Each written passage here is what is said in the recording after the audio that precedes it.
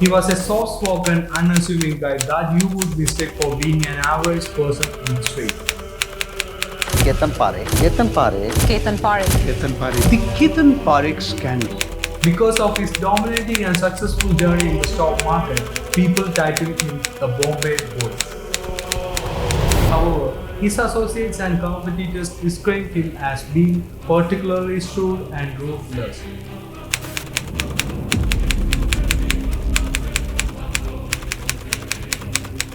The general public became aware that a massive stock market scam was unfolding once again in India.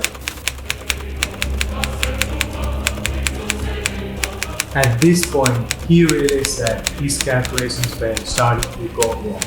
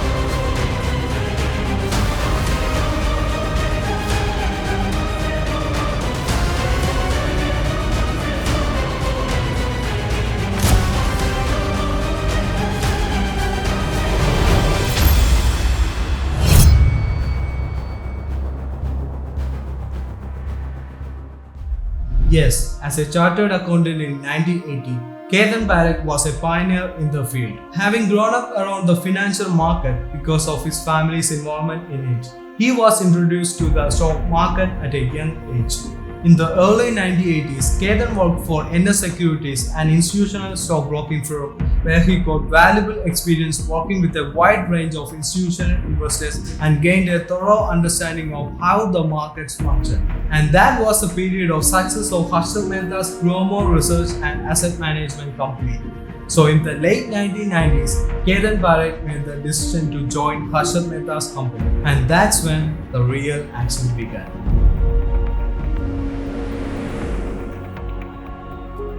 By joining the company, he was able to establish direct contact with the master manipulator of the financial markets, Harshad Mehta. He began attentively monitoring Harshad Mehta's activities and meticulously recorded everything he did. As time went on, he accumulated a great deal of expertise and discovered numerous ways to manipulate the market. But unfortunately, in 1992, the Harshad Mehta scam came to light, which was followed by the stock market's subsequent collapse. In addition, Harshad Mehta was taken into custody. However, this did not discourage Ketan Parekh from planning his mission. Instead, he was devotedly experimenting with ways to profit from market manipulations. After much deliberation, he arrived at the conclusion: yes, the pump and dump scheme.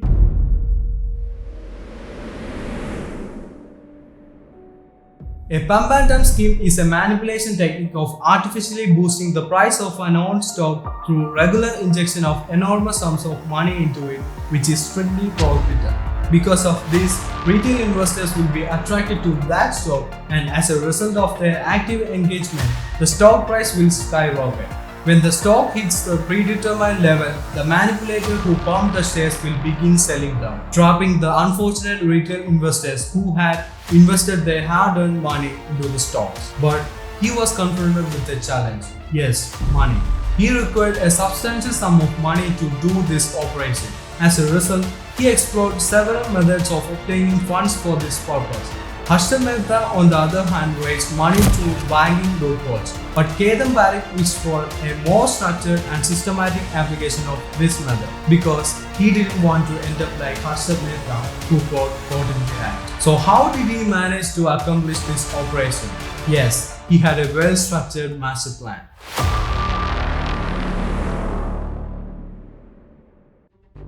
With years of expertise as a stockbroker for a financial organization, he devised a strategy in which he would first purchase a percentage of the shares of a company in an attempt to drive prices upon his own and then attract institutional investors by increasing trading volume, along with drawing the media's attention to the companies he was planning to manipulate. Institutional investors would notice this activity, who would be drawn to as volume grew and prices rose sharply.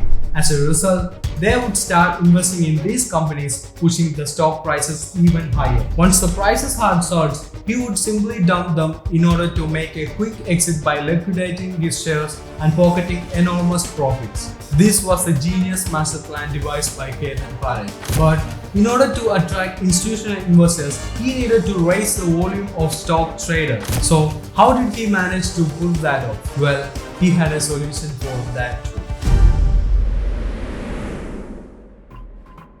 He engaged in circular trading to increase the volume of the stocks he intended to manipulate. So what exactly is circular trading? Circular trading is a fraudulent means of trading shares of a particular company between different people who have agreed to exchange a specific stock. Firstly, operators figure out how many shares they will trade at what price and at what time. Everything is pre-planned and well structured. Following that, the operator who will purchase and sell the stock immediately places the order, which means they place orders similar to one another. Shares are then exchanged solely among a selected groups of operators, resulting in an increase in the total volume of the stock. Ketan Parekh concentrated his efforts on a group of 10 stocks which was titled Ketan stocks. Due to the enormous volume, such stocks were seen trading actively, creating the impression that investors were interested in this stock. From the outside, it would appear natural that the stocks were gaining volume and giving the illusion that investors were getting more interested in these stocks. The next objective was to get the media to pay attention to such stocks. These events occurred between 1998 and 2001. At that time, the dot-com boom was in full swing. As a result, many information technology and telecommunication equipment suppliers and media companies were experiencing tremendous growth, so these stocks received widespread media attention throughout the market. Ketan chose to trade in these stocks since they were already receiving media attention, and he was confident that people would believe this without a doubt, believing that the rise in the value of these stocks was a result of the worldwide dot-com boom. What a well-crafted strategy, right? But wait, the question is, how did he obtain such vast sums of money to perpetrate these frauds? Well, it was not difficult for someone like Ketan Parekh, who had planned this type of large-scale fraud, to put together the necessary funds. He had been accepting payments from the promoters of various companies in order to raise the share prices of those companies. Numerous investment firms, the majority of which were headed by promoters of publicly traded companies, overseas corporate organizations or cooperative banks, were all eager to send money to Parekh, which he then used to manipulate the stock prices. Within a short span of time, Parekh was able to pump prices of stocks such as Visualsoft from Rs 625 to Rs 8,448 per share and Sonata Software from Rs 90 to Rs 2,150 per share. Company promoters backed up Ketan Parekh to benefit from an increase in their stock prices. Furthermore, they could use these shares to pledge them to banks in order to obtain loans. And by using these loans, they were able to manage their companies more efficiently. At that time, he discovered a flaw in the Calcutta Stock Exchange's operation. That is, it didn't have tight rules and regulations, which provided him with greater flexibility to do his manipulations. So, he started doing his operations in the Calcutta Stock Exchange also. The second source of funding for his actions came from banks, where he obtained large sums of money in loans. He primarily focused on two banks, the Global Trust Bank GTB and the Madhavpura Mercantile Cooperative Bank MMCB. He invested in each of these banks in order to exert influence over lending choices. Consequently, he went on to obtain a substantial loan from MMCB in the form of pay orders. So what exactly is a pay order? Well, A pay order is more like a demand draft. When a bank issues a pay order on behalf of a customer, the order specifies that the money should be sent to a certain person and in specific amount. Pay orders are also prepaid instruments because the money had already been paid, therefore there is no risk of them being bounced. Thus, he got MMBC to issue a pay order to his own company and then took the pay order to another bank for payment, and it was Bank of India in this case. Since he created a trustworthy image and wielded significant power in his field, when he approached the Bank of India, he was instantly granted 137 crore rupees without any hesitation. At that time, the Reserve Bank of India prohibited banks from lending more than 15 crores to stockbrokers. But at the same time, mighty Ketan Parikh was given 100 crores from GTB and 800 crores from MNCB in loans without even submitting any collateral, which is absolutely insane. Each and every move of Ketan Parikh was closely followed by other investors in the market. This is because they believed that everything he touched turned out to be a gold mine. He continued driving up the stock prices in collaboration with huge institutional investors. After DSQ Software, Satyan Computers, C Telefilms, Himachal Futuristic, Silverline Technologies, etc. were some of the prominent companies in which he invested and recorded a 200% increase in most of them. Because of his dominating and successful journey in the stock market, people titled him the Bombay Bull. It was the golden age of Ketan Parikh. Until when Bank of India sends the clearing pay order to MMCB Bank through RBI.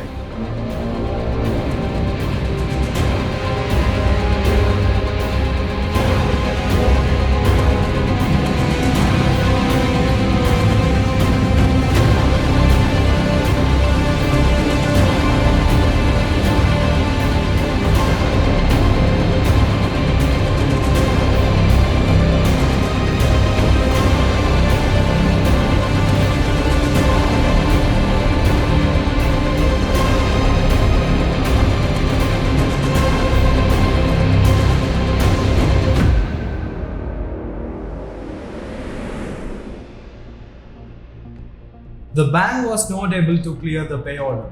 As there was no money in the bank, they went directly to Ketan Parikh and asked for the money. He didn't have that cash with him because he had already moved the funds to various companies. He agreed to return only 7 crore rupees, but that wasn't even close. At this point, he realized that his calculations were starting to go. The whole issue came to light and the truth was revealed. The general public became aware that a massive stock market scam was unfolding once again in India. Immediately, the Reserve Bank of India designated Madhavpura Mercantile Commercial Bank a defaulter and placed a freeze on all Ketan Parikh's assets. Sucheta Dalal, in the same way as she did with Harshad Mehta, wrote in detail about the conditions in the newspaper and published a few articles hinting at Ketan Parikh's manipulation and fraud operations. The bear cartel on the Bombay Stock Exchange began savagely attacking these Ketan stocks in February 2001, ultimately causing them to collapse. Stock markets fell by more than 176 points, resulting in a loss of over 2,000 crores for investors. Large sums of money were lost by both institutional and ordinary investors equally. Additionally, the Securities and Exchange Board of India (SEBI) banned Ketan Parikh from trading on the Bombay Stock Exchange for a period of 15 years or until 2007. At last, in March 2001, Ketan Parikh was arrested by the Central Bureau of Investigation.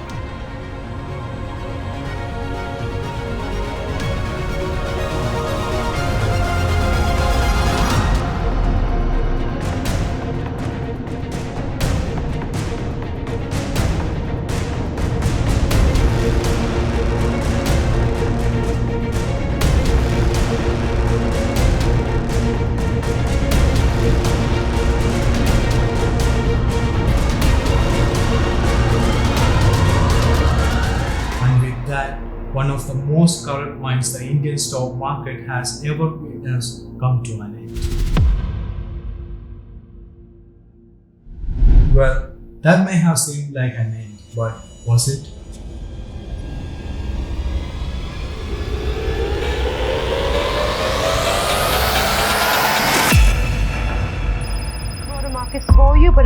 big story this morning has been Ketan Parekh has been haunting the markets, and now in fact he's back, and with a bang he has been. In fact, investigations have indicated and shown that there has been circular trading. To find out more about more leads to this investigation, let's go across to Vijay Iyer.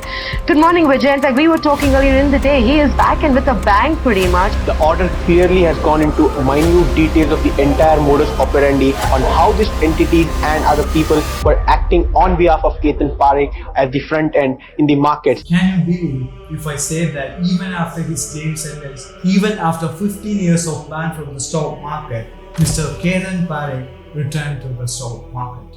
Well, the market knows that he has been active. The rumor was that Ketan Parekh returned to the stock market and continued to do his operation through subordinates who were instructed to carry out his commands. According to the latest IB report, Parekh and his associates are still engaged in driving up share prices by creating fictitious trading volumes. The report says that the cartel is continuing its illegal activities by way of circular trade, insider trading, and the use of friend entities to ring off prices. He has offices in Singapore, Dubai, Mauritius, and London where NO2 transactions are engineered. In 2008, SEBI interrogated a number of companies and forbade them from assisting him. However, they were unable to take any actions because they didn't have any concrete evidence. Well, SEBI may not have any evidence to nab Ketan Parekh, but remember one thing, there will always be a Ketan Parekh in the stock market.